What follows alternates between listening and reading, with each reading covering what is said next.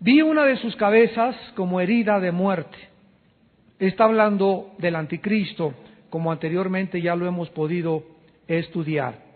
Pero su herida mortal fue sanada y se maravilló toda la tierra en pos de la bestia. Y adoraron al dragón que había dado autoridad a la bestia, y adoraron a la bestia diciendo: ¿quién como la bestia? ¿Y quién podrá luchar contra ella? También se le dio boca que hablaba grandes cosas y blasfemias, y se le dio autoridad para actuar 42 meses. Y abrió su boca en blasfemias contra Dios, para blasfemar de su nombre, de su tabernáculo y de los que moran en el cielo. Y se le permitió hacer guerra contra los santos y vencerlos. También se le dio autoridad sobre toda tribu, pueblo, lengua y nación. El anticristo, en esta noche vamos a tener como tema la autoridad del anticristo. En esta noche vamos a examinar de qué forma este futuro dictador mundial llamado el anticristo va a tener la autoridad que jamás ningún gobernante ha podido tener. Y así como el Padre y el Hijo, la Biblia nos enseña que comparten el trono, así también la bestia y el dragón, o sea, Satanás, compartirán también el trono del reino de las tinieblas. Si nosotros examinamos la historia y buscamos a los grandes líderes, asesinos, dictadores, crueles, sanguinarios como Antíoco Epífanes, Adolfo Hitler, José Stalin, Mao, etcétera, etcétera, son hombres que indudablemente se han caracterizado por su maldad. Sin embargo, el mismo Adolfo Hitler decía que él tenía apariciones en su cuarto y que un espíritu se metía dentro de él. Y sabemos, ¿verdad?, que el espíritu que se metía dentro de Hitler no era el diablo, era algún demonio enviado por Satanás que hizo que este hombre perdiera la razón y tuviera las alucinaciones que él tuvo principalmente en los últimos años de su dictadura. Sin embargo, la Biblia nos muestra que Satanás en la Biblia ha entrado en dos personas. Una en Judas. Él personalmente, Satanás, se metió en Judas en cuanto él salió corriendo de la cena, de la última cena en el aposento alto y el anticristo. Entonces la Biblia nos muestra claramente de qué forma el diablo está operando en diferentes seres humanos, y cuando no puede el diablo entrar en ese ser humano, él se encarga de controlar a los seres humanos a través del ejército tan vasto que tiene de seres espirituales llamados demonios. A pesar de que vimos que Satanás en la gran tribulación será desalojado del cielo y aventado sobre la tierra, Satanás, sin embargo, por precisamente saber que le quedan pocos días, va a continuar manifestando como jamás lo hizo anteriormente en la historia su poder satánico. Todavía tendrá la capacidad dinámica, un gran trono y grande autoridad, porque en 2 Corintios 4:4 el apóstol Pablo le llama el Dios de este siglo. O sea, Él es el que tiene la autoridad suprema, escúcheme con cuidado, sobre todos los seres humanos, menos de los hijos y las hijas de Dios. Satanás tiene el control total de toda la humanidad a través de toda la historia de las artes, de la pintura, de la cultura, de las diversiones, de la moda, todo lo que se encuentra detrás de lo que vemos en el mundo, que es la apariencia nada más, se encuentra un sistema que se llama el reino de las tinieblas, operado, gobernado y controlado por Satanás. Además, el mismo Jesucristo, cuando habló de Satanás, se refirió a él y no le dijo, pues el chamuco, ¿verdad? Lo tengo bajo mis pies, o es un mugroso, no sirve para nada, de ninguna manera. Ni siquiera Cristo, ni siquiera el arcángel Miguel. En Judas, en el libro de Judas, cuando se peleó con Satanás, le dijo, el Señor te reprenda. El mismo arcángel Miguel reconoce que este ser caído llamado Satanás tiene una autoridad delegada por el mismo Padre. Y Cristo le llama en Juan 12:31 a Satanás el príncipe. Le asigna un título real, que es príncipe. El príncipe es alguien que sigue después del rey. Y le dice Cristo, el príncipe de este mundo. Entonces es importante que veamos nosotros que este ser malévolo tiene una autoridad, tiene una influencia, que es la que tiene el dragón, porque son la misma criatura que capacitará a la bestia, al anticristo, durante 42 meses, que es exactamente 3 años y medio, o tiempo y tiempos, y la mitad de un tiempo. Entonces vemos que detrás de el poder de Satanás y detrás del poder del anticristo hay un Dios soberano que controla todos los sucesos que ocurren en este universo. Dice en el versículo que acabamos de leer, en el versículo 3, que una de sus cabezas fue herida como de muerte, pero su herida mortal fue sanada y se maravilló toda la tierra en pos de la bestia. Recordamos que en el versículo 1 sale una bestia del mar Mediterráneo, porque Juan se encontraba en la isla de Patmos. Y esta bestia que sale del mar, ya vimos que las bestias representan en Daniel tronos o reinos o gobernantes, tenía 7 cabezas y 10 cuernos. Entonces, si una de sus 7 cabezas es herida, y se relaciona que esta cabeza que es herida estuvo a punto de quitarle la vida a una de las cabezas, esto nos muestra, sin lugar a dudas, que el anticristo no es una institución política, no es una ideología, no es una computadora, sino que es un ser humano de carne y de hueso controlado por el príncipe de este mundo, Satanás. Esta herida de muerte es la palabra griega espamenein, que significa recibir un tajo mortal. ¿De dónde viene esta palabra griega que se tradujo herida? Es exactamente la palabra que se usaba cuando los animales del Antiguo Testamento iban a ser sacrificados y les cortaban la yugular, les metían el cuchillo, ¿verdad?, para sacrificarlos, y era la forma como los mataban, era un tajo, les abrían la garganta. Entonces es la palabra que recibe un animal en el matadero, en su esfuerzo por plagiar al verdadero Mesías. Satanás va a presentar a un pseudo Mesías, que es el anticristo, como que ha sido herido de muerte. Todo esto apunta a que el anticristo, cuando comience a reinar y surja dentro del mundo político y religioso, va a tener o a sufrir una herida que lo va a poner al borde de la tumba. Es claro que el anticristo recibirá una herida tan profunda que casi lo va a llevar al borde de la tumba, pero Satanás se va a aprovechar de este incidente para que lo declaren muerto al anticristo y de una forma milagrosa él pueda levantarse y el mundo pueda creer que el anticristo resucitó.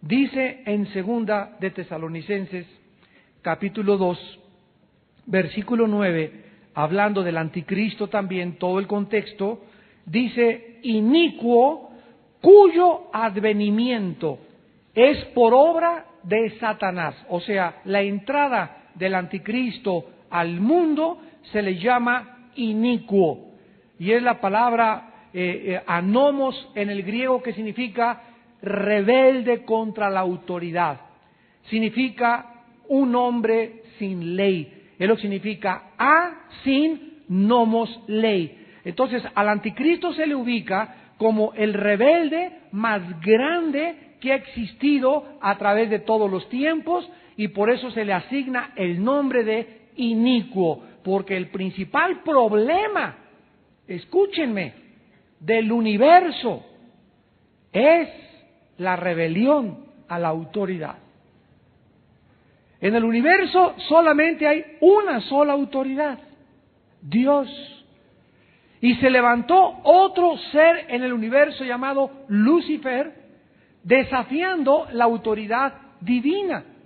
Y en el momento en que se levantó otra criatura para desafiar la autoridad divina, en ese momento se inicia el conflicto de los siglos.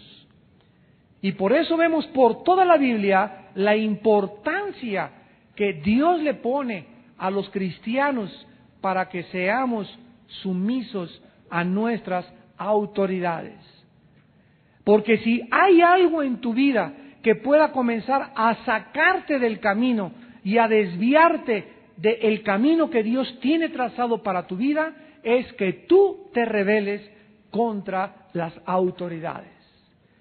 Estas autoridades pueden ser tus padres en tu casa, pueden ser la policía en la calle, puede ser el gobierno, puede ser tu pastor, puede ser la persona a la que tú tienes que, durante toda tu vida o por parte de tu vida, someterte. No hay un solo ser humano que pueda decir, yo no tengo cabeza, yo no tengo a quien de rendirle cuentas, yo soy responsable solamente a mí mismo porque soy autónomo.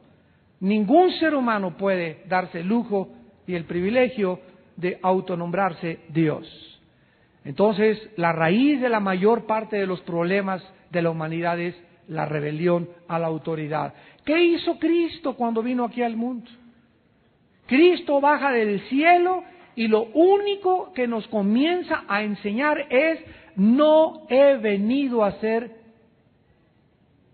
mi voluntad. No he venido a hacer mi voluntad, he venido a ponerme debajo del Padre. Yo soy Dios y como Dios tengo poderes. Yo soy Dios y como Dios puedo manifestar y expresar mis atributos. Pero al bajar a este mundo, no he venido a usar mis poderes independientemente de mi Padre. Por eso cuando Satanás ataca a Jesucristo y le dice, dile esas piedras que se conviertan en pan, Satanás quería que Cristo usara sus poderes independientemente de su Padre. O sea, que actuara porque tenía hambre, o sea, el hambre estaba ligada en ese momento a sus necesidades físicas, y era un momento perfecto, era un momento adecuado para que él ejercitara sus poderes y comiera. Sin embargo, no era la voluntad de Dios que su Hijo actuara independientemente de él. Y Jesús más adelante dijo en Juan 5, en Juan 14, las obras que yo hago no las hago yo, sino las hace el Padre. Las palabras que salen de mi boca no son mías, el Padre me dio palabra de lo que he de decir. Las personas que yo sano en el mundo, yo no las sano, es el Espíritu del Padre trabajando a través de mí el que hace las sanidades. Yo no he venido a hacer absolutamente nada independientemente de mi Padre. ¿Qué es el ejemplo que Cristo nos viene a dar? La sumisión a la autoridad es el secreto de la prosperidad. Es el secreto de que nos vaya bien en la vida. Es el secreto para que podamos continuar en la vida que Dios tiene trazada para nosotros. Aprender a ser sumisos a la autoridad. No hay autoridad sin autoridad. O sea, si yo ejerzo la autoridad, necesito estar detrás de otras autoridades. Y si alguna persona quiere hacer autoridad y hacer esto y hacer aquello, por ejemplo en las iglesias está muy de moda ahorita, que muchas personas actúen independientemente del pastor. Y nosotros recibimos telefonemas, como no se imaginan. Oye hermano, los invitamos, una hermana. ¿Y tú quién eres? Pues soy la Rosita fulana de tal. ¿Y usted quién es? Pues soy miembro de esta iglesia. Mire, si quiere, siempre les tenemos que contestar que vayamos a su iglesia, dígale a su pastor que él sea el que nos invite. Porque usted no es autoridad, ni puedo yo aceptar una invitación, si no es de la autoridad que está arriba de usted. El pastor me dijo que yo le hablara, bueno, dígale que ya me ha hablado, ahora quiero su confirmación de él. Y si no es así, no aceptamos invitaciones. ¿Por qué? Porque las autoridades son a las que nos debemos de someter. Yo mañana, por ejemplo, voy a Costa Rica con mi hermano Alex, vamos a ministrar a un grupo de líderes ahí en Costa Rica, y al llegar a Costa Rica me pongo bajo la autoridad de los pastores que me invitaron. Lo que ellos me digan, yo hago. Hermano, pasamos a las 9, no, pasen a las 10 porque me despierto a las 9:30. No, ¿verdad? Hermano, queremos que lo que ustedes digan, ¿verdad? Que se póngase corbata, pues me pongo corbata. Que puede usted venir informal, predique como usted quiera. Lo que ustedes me digan, lo que consideren adecuado, vengo a someterme a ustedes. y no llego papas fritas aquí, ¿verdad? Me recogen a los aeropuertos, están por mí a tal hora en el DS, a las 2 de la tarde quiero mi comida, etcétera, etcétera, porque, ¿verdad? No somos vedettes, somos siervos de Dios y tenemos que aprender a someternos y a humillarnos debajo de las autoridades que Dios nos pone continuamente. Entonces, esto es exactamente lo que el anticristo va a hacer. Va a tener la autoridad de Satanás. Ahora dice Apocalipsis 13 que una de sus cabezas fue herida de muerte, pero dice claramente, vi una de sus cabezas. Esto es importante porque aquí se confirma que el anticristo es un personaje concreto, con esta frase, una de sus cabezas, porque en el griego es ekton, kepalon, autou, que significa literalmente de las cabezas de él. De las cabezas de él. El pronombre autou en el griego es de él y se refiere concretamente no a algo neutro, sino se refiere a una persona literalmente y no a un sistema político que aparece o que desaparezca de la tierra. Qué importante es, ¿verdad?, las raíces etimológicas de muchísimas palabras. Ahora también tenemos esta frase que es importante analizar, una herida mortal. Ei pleigei ton tanatau autou, es decir, la herida de muerte de él. Otra vez, en el original griego se está refiriendo a una persona. Se está refiriendo a un ser humano. Es una referencia personal que limita la herida y la sanidad a una de las cabezas, o sea, a un rey, y no puede aplicarse a un reino, a un sistema, a una ideología. Ahora, esta influencia satánica es tan grande que dice que esta herida mortal, versículo 3 de Apocalipsis 13, fue sanada. Eterapautei en el griego, que significa voz pasiva de terapeu, de donde viene la palabra sanar o terapeuta. La sorprendente sanidad de este futuro dictador mundial hará que la popularidad de él se eleve hasta las nubes y alcance un rating, alcance una fama tan grande en el mundo que dice el versículo 3, y se maravilló toda la tierra en pos de la bestia. Qué cosa más tremenda que el restablecimiento del anticristo va a ser difundido y publicado por satélites, por CNN, por Fox News, por los medios de comunicación masivos, y entonces el mundo entero, dice el versículo 4, adoraron al dragón, que había dado autoridad a la bestia, y adoraron a la bestia diciendo, ¿quién como la bestia y quién podrá luchar contra ella? En los últimos tiempos el mundo estará tan sumido en la corrupción, en la inmoralidad, en problemas como lo estamos viendo por todos lados, como en Irak, Haití ahora.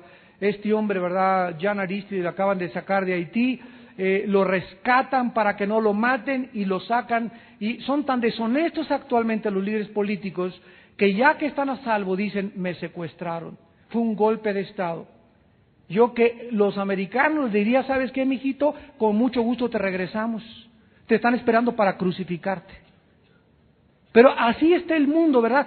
Estamos oyendo tantas mentiras en la televisión, en el radio. Uno dice una cosa, otra, pero son mentiras tan ya que dices, Dios mío, la gente verdaderamente está con problemas de insanidad mental. Ya mienten, pero así con una facilidad, como te lo juro por mi mamacita. ¿Qué ni mamacita tienes? Ahora dice la Biblia que el anticristo, y vamos a desarrollar este tema, va a tener autoridad para más de 6 o 7 acciones. En primer lugar, el anticristo va a recibir la autoridad de Satanás para blasfemar de Dios y de su tabernáculo. Vamos a ver qué significa esto. Dice el versículo 5 y 6 de Apocalipsis 13. También se le dio, vean ustedes, se le dio, se le permitió, se le concedió. ¿Quién creen ustedes que es el que dice se le dio? Se le permitió. Hasta este tiempo llegará su límite. Todos sabemos que es el Dios Todopoderoso. Absolutamente todo lo tiene bajo su control. Se le dio, o sea, esa autoridad que tiene el anticristo podría caer fulminado en un rayo, pero dentro de los propósitos divinos está también este plan de este futuro dictador mundial, ya que la humanidad lo está comenzando a pedir en los tiempos que vivimos. ¿Se acuerdan ustedes cuando el pueblo en 1 de Samuel 6 al 8, o capítulo 8 de 1 de Samuel, le dijeron al profeta Samuel, no queremos ya a Dios como rey, danos un rey como todas las naciones, ¿se acuerdan? Y entonces Dios oyó al pueblo que no querían tener una teocracia, sino querían tener una democracia, o querían tener una teocracia y no querían el reino de Dios, sino querían ellos una monarquía o una democracia. Le dijo Dios a Samuel, dales al hombre que quieren, y les dio a Saúl. Y si tú lees en Oseas, dice en Oseas, en mi furor les di un rey y en mi ira se los quité. Saúl era un juicio de Dios a la nación de Israel. Y tuvieron el primer rey de Israel y fue el de los gobernantes, de los más, ahora sí que endemoniados que hubo. Porque fue el primero que vimos que experimentó la posesión de demonios, la entrada de demonios a su vida. Entonces, les decía hace unos instantes, el mundo actualmente está tan sumido en las mentiras, es como un basurero ya alrededor, todo apesta ya de veras. Es increíble la falta de integridad, de honestidad, mentiras, corrupción, la inmoralidad que existe, que el mundo está siendo preparado para la entrada de un hombre, precisamente el rey de las mentiras. El más falso que ha existido, pero también el mundo está siendo preparado para el anticristo, porque el mundo actualmente, y estoy también, escúchenme con mucho cuidado, también por la televisión, me estoy refiriendo también a muchas iglesias cristianas, entre comillas, en el mundo entero. Es increíble la sed de miles y millones de iglesias actualmente por buscar milagros. Si se anuncia una campaña de sanidad, se atasca el estadio. Y se repite la historia de los tiempos de Cristo. La mayor parte de la gente oyó que Él era un milagrero, que Él hacía milagros, que les daba de comer, que sanaba a los enfermos. Y hay cantidad de gentes que van a las iglesias o van a estas campañas con el único propósito de recibir un beneficio físico, de recibir un regalo de Dios, pero no van con el propósito de enfrentarse con sus pecados y con la realidad de que antes de la sanidad y de los regalos está la salvación del alma. Esto desde luego no quiere decir que no existen los milagros. Gracias a Dios, Dios sigue haciendo milagros. Y aquí tenemos milagros y aquí oramos por los enfermos también, pero no como principal objetivo. Ese es el problema.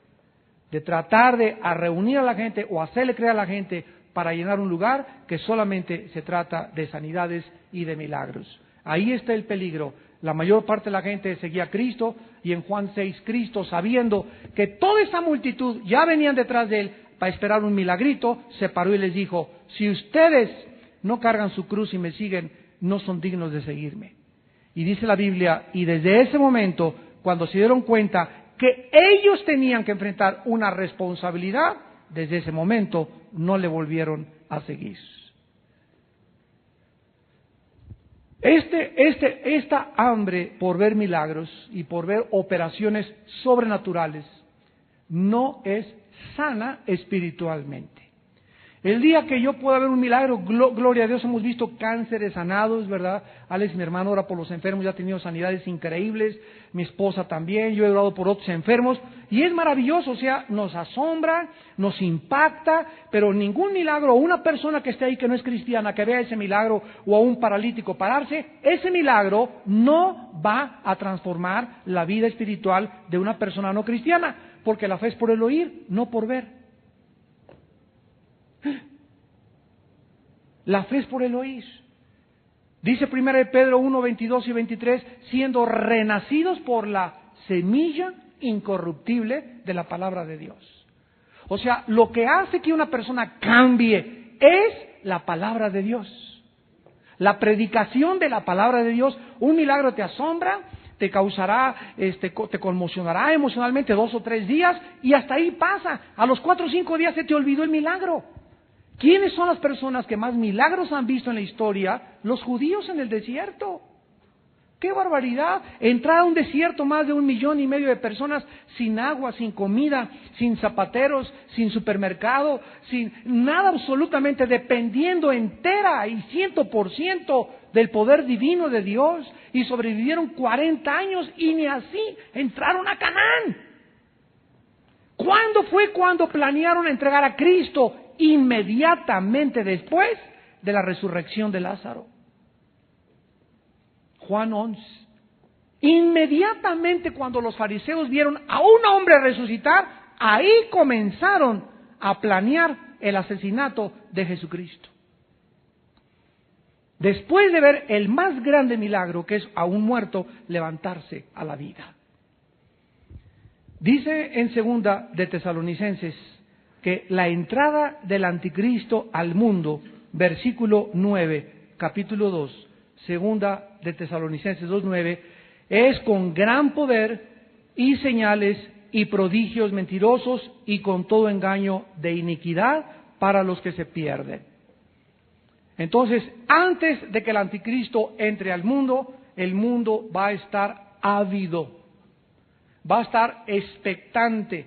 Es un mundo que no quiere, como dice Pablo a Timoteo, Timoteo, quiero decirte que en los últimos tiempos no querrán soportar la sana doctrina, sino que se amontonarán maestros conforme a sus concupiscencias, teniendo comezón de oír. La gente no va a querer discipularse, la gente no va a querer pagar el precio, la gente no va a querer escuchar la Biblia pura, la palabra de Dios, la gente va a querer algo, va a querer serpentinas, matracas, palomitas y dulces. Así como los niños no quieren verduras, no quieren frutas, lo que verdaderamente les alimenta, así hay cristianos que lo que les alimenta no les interesa, les interesan los dulces. Y el alimento espiritual de la iglesia es chatarra. Y por eso están tan raquíticos muchos cristianos y tan inválidos espiritualmente, porque no tiene la fuerza que te da la palabra de Dios. La palabra de Dios es suficiente. Dice la Biblia, toda escritura es útil para enseñarnos, redarguirnos, corregirnos. Dice la Biblia que la suma de la palabra de Dios es verdad, nos santifica la palabra de Dios, nos fortalece la palabra de Dios, nos da dirección. Dios diseñó que fuera la Biblia el elemento más importante de todos los que hay en la vida de la piedad para que el cristiano pueda estar completo. ¿Qué dice en 2 de Pedro? Haríamos bien en estar atentos a la palabra como una antorcha que alumbra. Haríamos bien en estar atentos como una antorcha que alumbra más que los milagros. Ahí lo dice en 2 de Pedro capítulo 2. ¿Por qué? Porque todo puede ser que sea verdad y puede ser que no sea verdad. Puede ser que esa persona sanó, puede ser que no hace nada. Puede ser que sanó hace 3 días y a lo mejor hasta el diablo la sana y después a los 5 días ya no está sana. A lo mejor sí es Dios, a lo mejor no es Dios. Pero ¿saben algo? Lo que no puede fallar es la palabra. Y si nosotros tenemos este fundamento en nuestra vida, y siempre es la palabra, siempre es la palabra, siempre es la palabra, nunca llegaremos a perder el camino. Ahora, el anticristo, dice la Biblia, que va a blasfemar. Vamos a Daniel. Y esto significa que la idea es que durante el ministerio del anticristo, y repito, en todo tenemos que procurar tener equilibrio, balance. Qué fácil es perder el balance en la vida cristiana. Hay milagros, claro, hay dones, claro, pero la tendencia humana es los extremos. La idea de la blasfemia significa que el anticristo durante su ministerio no cesará de hablar mal en contra de Dios. En estos 3 años y medio, en estos 42 meses, el anticristo, en cualquier oportunidad que tenga un podium, En cualquier oportunidad que tenga la oportunidad de expresar su filosofía y sus ideas políticamente a la Unión Europea o a la OTAN o al Medio Oriente, etcétera, etcétera, siempre la aprovechará para blasfemar, para hablar mal y ridiculizar a Dios, a los cristianos y a su iglesia. El profeta Daniel lo anticipó en el capítulo 7, versículos 7 y 8, cuando vio a la cuarta bestia, espantosa y terrible, que tenía dientes grandes de hierro, devoraba y desmenuzaba. Ya toda esta bestia la examinamos anteriormente, y que tenía 10 cuernos. Dice el versículo 8, Daniel 7, versículo 8, mientras yo contemplaba los cuernos, he aquí que otro cuerno pequeño salía entre ellos. Ya lo examinamos, ¿verdad? Que más adelante, el capítulo 7, el Espíritu Santo nos explica que este cuerno pequeño que sale dentro de esos 10 cuernos es el anticristo. Entonces, este pequeño cuerno dice, y delante de él fueron arrancados 3 cuernos de los primeros. He aquí que este cuerno tenía ojos como de hombre, y escucha, y una boca que hablaba grandes cosas. Estas grandes cosas significa palabras asombrosas nunca oídas. Fíjate, si tú vas a la escuela ahorita y tu maestro de biología o de lo que sea ahí en secundaria o la preparatoria comienza a hablar de Darwin y que la evolución y a ridiculizar la Biblia y no que los cristianos, etcétera, etcétera, y los alumnos, sí, maestro, el Che Guevara arriba Marx, arriba el comunismo, etcétera, etcétera, los apantalla y lo creen un ídolo. Los ateos que han surgido en el siglo XX los adoraron como dioses. Ahí tenemos a Friedrich Nietzsche, ¿verdad? El filósofo que influyó en la filosofía hitleriana o nazi para matar a los judíos. Tenemos a José Stalin, que aún en los minutos antes de morir, dice su hija que se levantaba y levantaba el puño contra Dios, desafiando a Dios. En los últimos segundos antes decía, decía la hija de Stalin antes de morir, en el libro que escribió, dice, mi padre me dijo antes de morir, oigo como lobos alrededor de mí, como un aullido de lobos, pero sin embargo no me importa, ¿verdad?, irme al infierno. Y levantó su puño, y así, con el puño levantado, fue la última acción que José Stalin hizo. Así entregó su alma al infierno y convenció a millones de rusos, aparte de los millones que él asesinó. Jean-Paul Sartre en Francia se convirtió en Europa en un ídolo. Jean Rousseau, ni se diga. Voltaire, ni se diga. Este hombre que acaba de morir, el físico astrónomo Carlos Sagan, impresionó en la Universidad de Harvard a los estudiantes y le quería hacer una estatua porque era ateo y porque desafió a Dios y a la Biblia. Hay profesores en Harvard y en las universidades más famosas como Princeton y Yale en Estados Unidos que son ateos y desafían a Dios y convencen a los estudiantes y le echan porras al maestro. Ahora imagínense ustedes lo que el anticristo hará y las palabras tan asombrosas que hará, que principalmente los jóvenes serán su principal instrumento a los cuales arrastrará.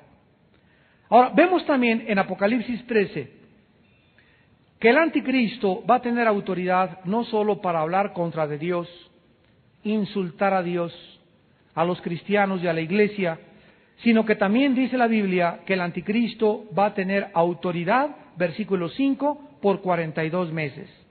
O sea, 3 años y medio, 1260 días, o tiempo y tiempos, y la mitad de un tiempo.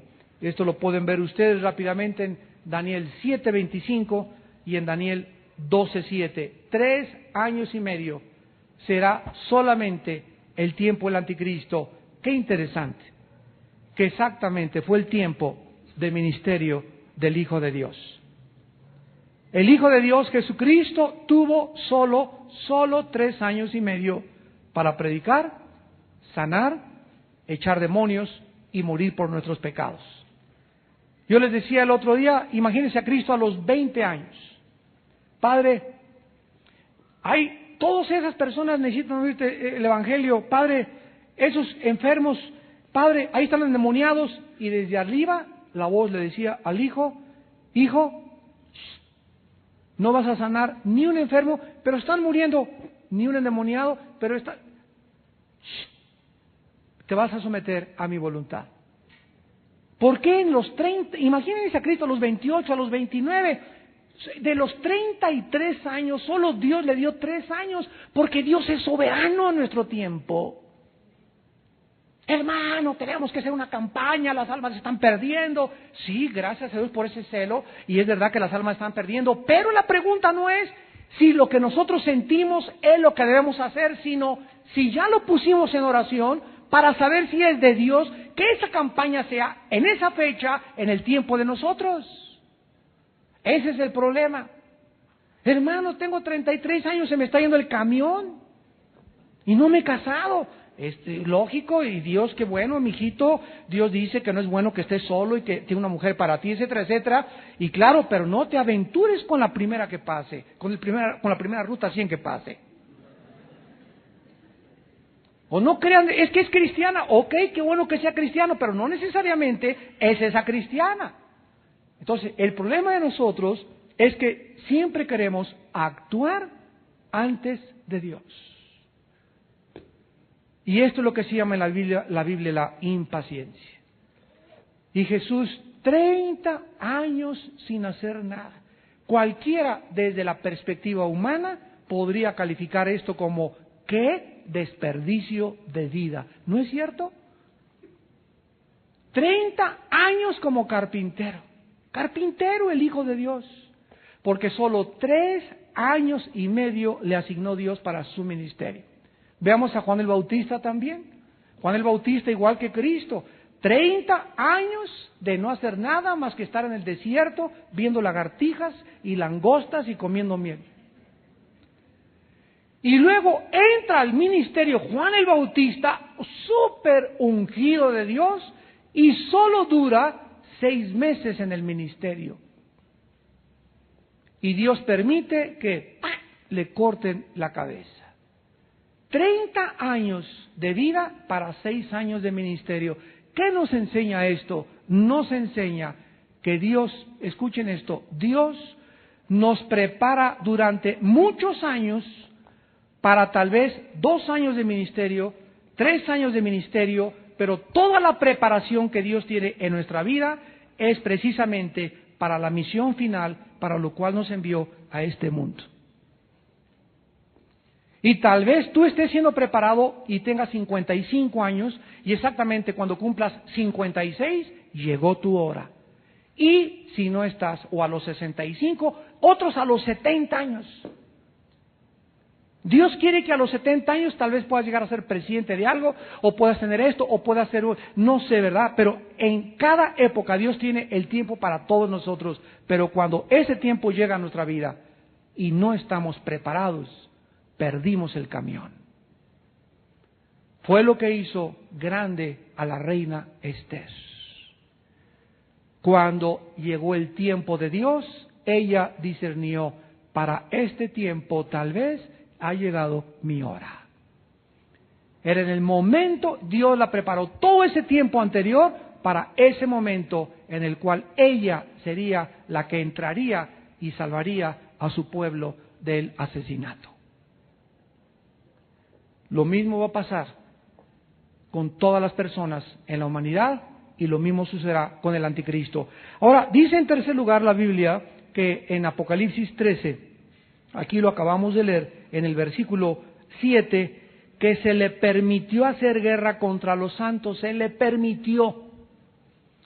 ¿Quién echó en el Coliseo romano a los leones, a los cristianos durante 350 años? Los romanos, ¿verdad? Y Nerón y los grandes Césares.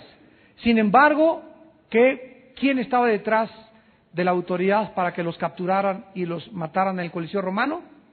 Dios. Ahora, cuando dice aquí la Biblia, se le permitió hacer guerra contra los santos y vencerlos. Sabemos nosotros que somos más que vencedores, ¿no es verdad? Pero aquí se está refiriendo físicamente. O sea, el anticristo y el diablo sigue creyendo que si mata a un cristiano, él ha vencido. Por eso dice, se le permitió hacer guerra y vencerlos. Esta frase vencerlos significa matarlos. Sin embargo, la muerte para los hijos de Dios es nuestra más grande victoria. Porque para nosotros el vivir es Cristo y el morir es ganancia. Qué susto se llevó el diablo y qué arrepentida se haber dado de haberse metido en Judas y ver que a los 3 días se abría la tumba y salía el Hijo de Dios glorificado. Aplaudan, claro, gloria a Dios. Gloria a Dios por estas victorias.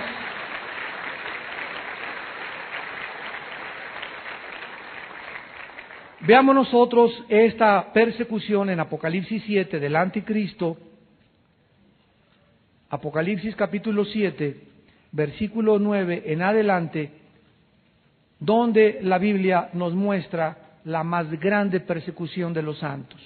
Dice en Apocalipsis 7, versículo 9, después de esto miré y he aquí una gran multitud, la cual nadie podía contar, de todas naciones y tribus y pueblos y lenguas que estaban delante del trono y en la presencia del Cordero, vestidos de ropas blancas y con palmas en las manos. Noten en primer lugar que Juan tiene una visión de millones, porque dice no se podían contar. Se pudieron contar los 144,000, pero aquí eran millones porque no se podían contar. Millones de seres humanos, italianos, mexicanos, otomíes, de tribus, de lenguas, navajos, sioux, ingleses, de toda lengua, de toda nación, al mismo tiempo reunidos en el cielo, y todos salieron de la tierra al mismo tiempo también.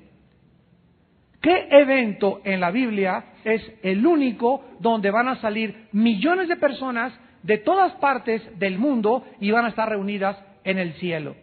Se llama el arrebatamiento de la iglesia. Eso ya lo vimos cuando estudiamos el capítulo 7. Ahora, dice el versículo 11 que los ángeles estaban en pie alrededor del trono y de los ancianos y de los 4 seres vivientes. Entonces dice el versículo 13, entonces uno de los ancianos habló diciéndome, estos que están vestidos de ropas blancas, ¿quiénes son? ¿Y de dónde han venido? Yo le dije, Señor, tú lo sabes. Y él me dijo, estos son los que han salido de la gran tribulación. ¿De dónde salieron? De la gran tribulación. Y han lavado sus ropas y las han emblanquecido en la sangre del Cordero. Vemos pues nosotros que toda esta multitud de millones de seres humanos son todos aquellos que salieron ¿de dónde? De la persecución de la gran tribulación. La gran tribulación es el tiempo, ya lo estudiamos también, donde el anticristo iniciará la más grande masacre y carnicería que ha existido en la historia en contra de los judíos y de los cristianos. Y vayamos a Daniel. Yo les recomiendo siempre, cada martes, que traigan un marcador en Daniel, porque siempre estamos, Daniel y Apocalipsis son los 2 libros interrelacionados. En Daniel 7, 21, vemos que no es coincidencia que el cuerno pequeño, ¿qué cosa? Hacía guerra contra los santos y los vencía. Apocalipsis, Daniel 8, versículo 24, y su poder, está hablando también del anticristo, 8:24, Daniel, y su poder se fortalecerá, mas no con fuerza propia. Aquí estamos dándonos cuenta en Apocalipsis, ¿verdad?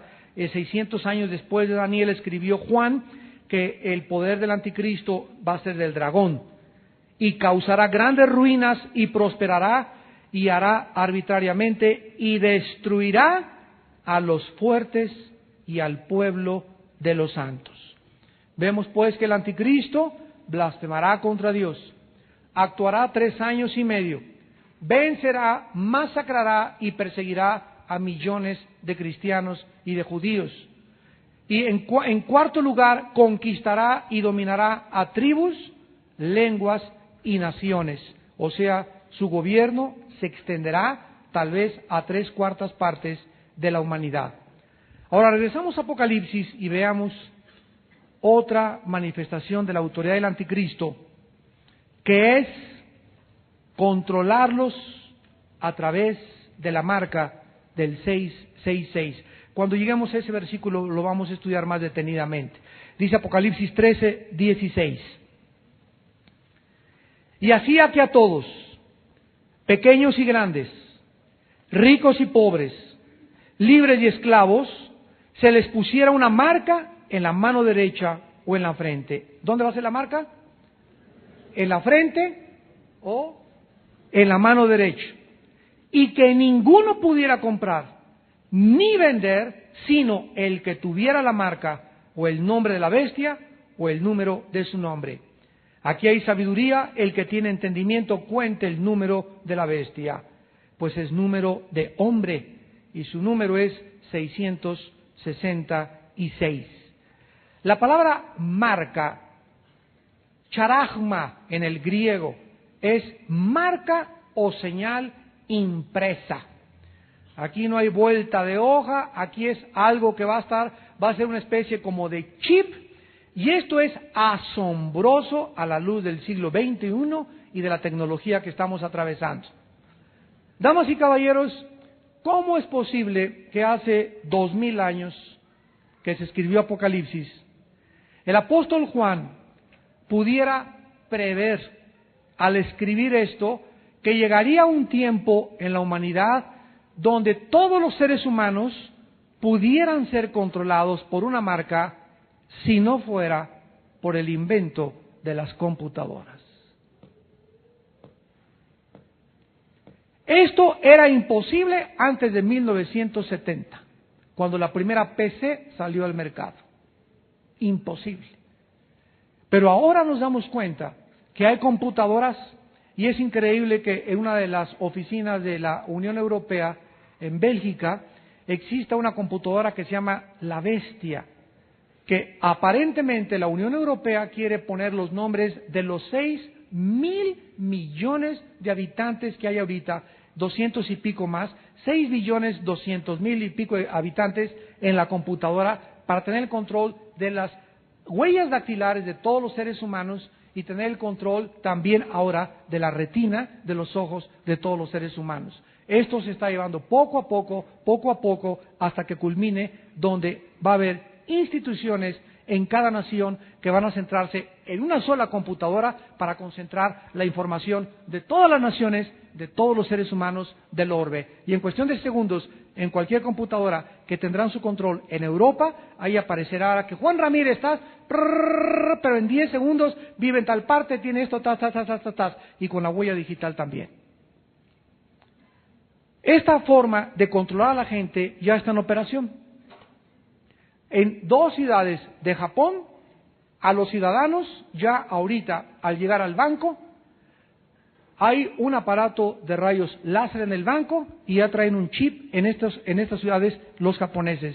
Entonces, al llegar al banco, no traen un cheque y cámbiame este cheque o la tarjeta de crédito, porque ahora los fabricantes de las tarjetas de crédito y los bancos están viendo el gravísimo problema de la clonación de las tarjetas de crédito, donde por todos lados, ¿verdad?, tu tarjeta te la clonan y tú llegas a un restaurante, hay meseros que tienen un aparatito donde nomás le hacen así, inmediatamente le sacan la información magnética a tu tarjeta de crédito, la mandan a una computadora a Singapur y en 2 días mandan clonada tu tarjeta con toda tu información, y así es como muchas veces alteran las cuentas del banco y de las tarjetas de crédito de millones de ciudadanos. Entonces la única solución será no traer ya ni efectivo ni tarjetas de crédito, sino un chip. Entonces llegan los japoneses al banco y pasan, en el chip traen exactamente el banco, la cuenta del banco, cuánto es su saldo, cuál es su nombre, qué enfermedades tiene. Bueno, es increíble en ese chip, debajo de la mano, y qué curioso que es en la mano derecha, donde les metieron el chip a estos japonesitos. Entonces el banco, al pasar los rayos láser, en menos de 10 segundos a la cajera le dice tu saldo, cuánto tienes, si ameritas o no ameritas, tu historia crediticia, etcétera, etcétera, y en 10 segundos se acaba la operación. Ya no necesitan pagar con efectivo o no efectivo, ahí mismo te liquidan o ahí mismo te hacen las transacciones a través de un chip. Hay chips ahorita para los perros, para cuando no se pierden los perros. Hay compañías que te venden chips para si te secuestran. Hay chips para los vehículos ahorita, para que tu carro traiga un chip y vía satélite lo localicen. Se está usando ya por todos lados. Esto fue profetizado hace 2000 años. Y esta es una de las evidencias más maravillosas de que la Biblia es la palabra de Dios. La Biblia termina diciéndonos en el pasaje que estamos desarrollando que el anticristo tendrá un número dentro de ese chip. Esto es increíble porque ustedes saben cuando se desarrolló el sistema de barras. ¿Se acuerdan antes? Yo recuerdo todavía, ¿verdad? Los supermercados cuando hacían inventarios. Y ahí estaba la persona, ¿no? Ahora llegas al supermercado y todos los productos traen un sistema de barras que tiene años, bueno, no tiene más de 25 o 30 años que lo desarrollaron. Y entonces en lugar de andar buscando el precio y ponerle el precio y marcar el precio, solamente le hacen así, pring, pring, pring, pring, pring, pring, pring, y todos los artículos ya los capta los rayos láser y inmediatamente sacan a través del sistema de barras el precio de cada artículo. ¿Saben ustedes que la primera línea, la del medio y la última es el 666?